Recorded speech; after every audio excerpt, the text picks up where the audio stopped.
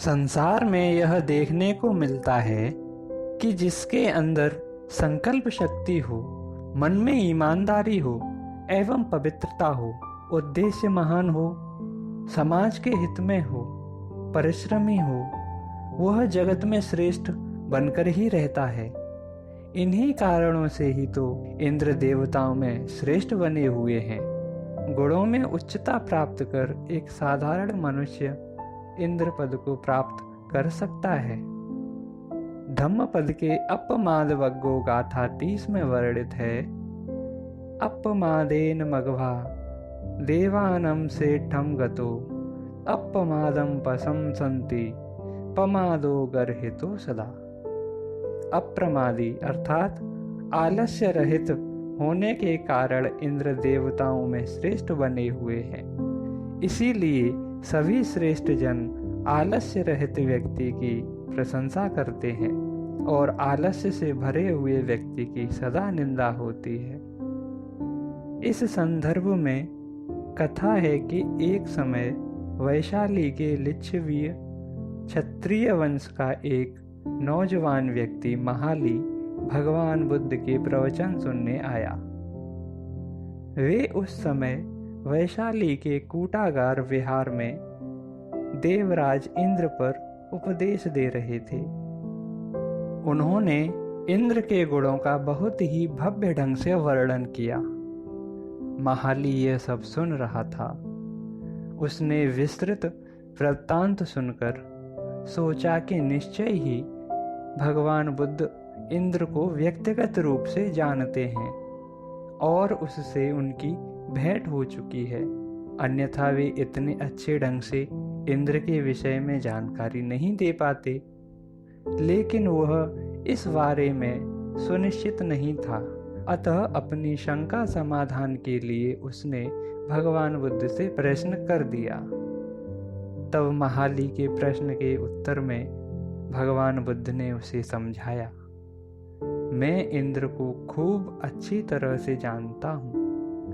मैं यह भी खूब अच्छी तरह से जानता हूँ कि वह इंद्र कैसे बने और किस प्रकार वह देवताओं के राजा बने।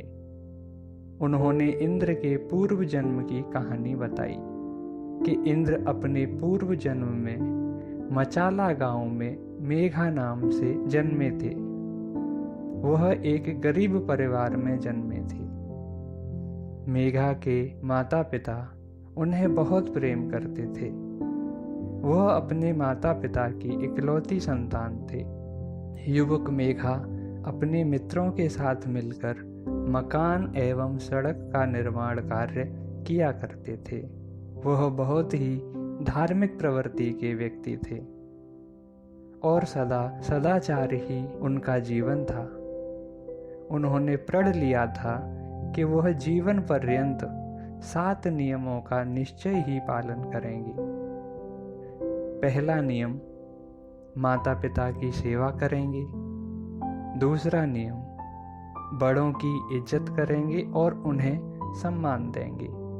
तीसरा नियम, मधुर वाणी बोलेंगे। चौथा नियम, कभी किसी की चुगली या बुराई नहीं करेंगे।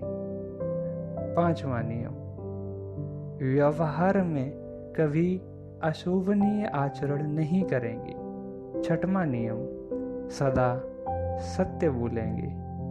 और सातवां नियम, अपने अंदर कभी द्वेष और क्रोध को नहीं आने देंगे। वह सदा क्रोध पर काबू रखेंगे।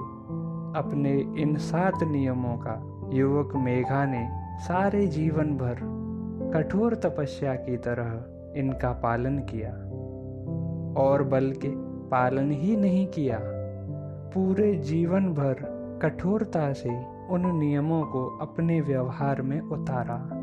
अपने इन्हीं शुभ कर्मों के कारण अगले जन्म में वह देवताओं के राजा इंद्र बन पाए।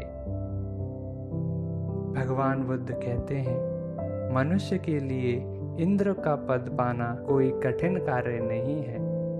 यदि कोई व्यक्ति अपने जीवन को तपस्यामय बनाकर इन 7 नियमों का पालन करता है तो वह निश्चय ही इंद्र के पद को प्राप्त हो जाता है।